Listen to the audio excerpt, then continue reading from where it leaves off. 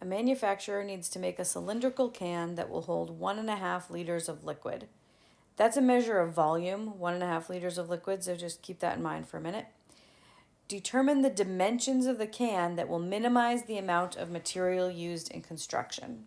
So first step, draw a picture of a cylindrical can.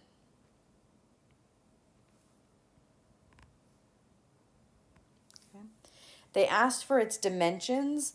The way you give the dimensions of a cylinder is typically you give its radius and its height. So that's what we're looking for, radius and height. But they've told me something about volume. Okay, they've told me the volume of this thing is 1.5 liters. So the volume of a cylinder is pi r squared h. And they told me volume was 1.5 liters, but I'm going to actually do this in, I'm going to make a quick conversion here. So 1.5 liters is the same thing as 1,500 milliliters, because there are 1,000 milliliters in a liter. And a milliliter is the same thing as a cubic centimeter.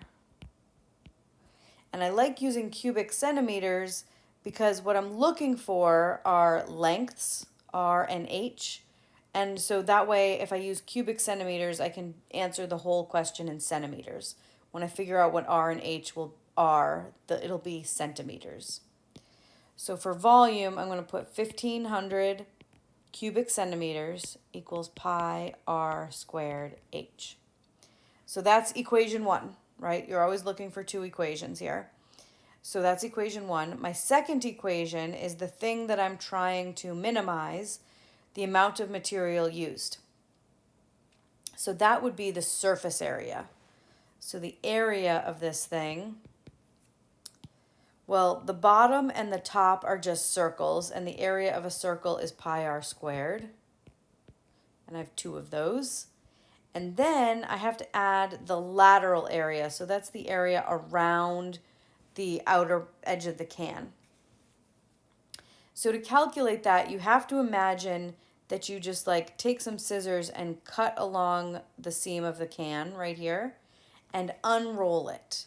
So you're gonna have to use your imagination. You have a cylinder, you cut along one seam of the can and you unroll it and flatten it out on your counter, right? So after you unroll it,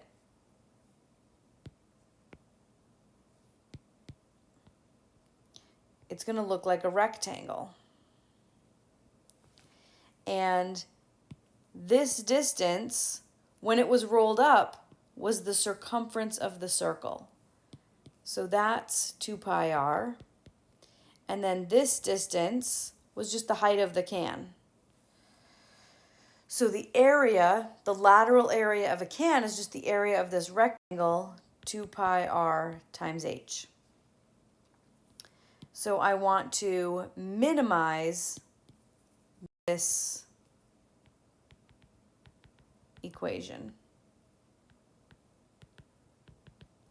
Okay, minimize area. Too many variables. I have r's and h's, so I'm going to go back to my other equation, solve for one of my variables. I'm going to solve for h because it's easier. It won't involve any square roots. So just divide both sides by pi r squared. And I get h is 1,500 over pi r squared. So area is 2 pi r squared plus 2 pi r times 1,500 over pi r squared. And we can do a quick cancellation here. There's a pi on top and a pi on the bottom. And then I have an r on top and r squared on the bottom, so one of those cancels. And I get 2 pi r squared plus 3,000 over r. So I just multiplied the 2 times the 1,500, and there was still an r in the denominator. So this is my function that I want to minimize. We'll just throw it in GeoGebra and look for its minimum point. So the minimum point in GeoGebra turns out to be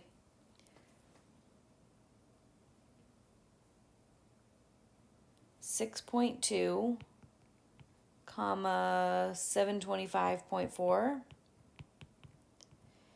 So this first one, that's a radius because that was my variable in here, it was r.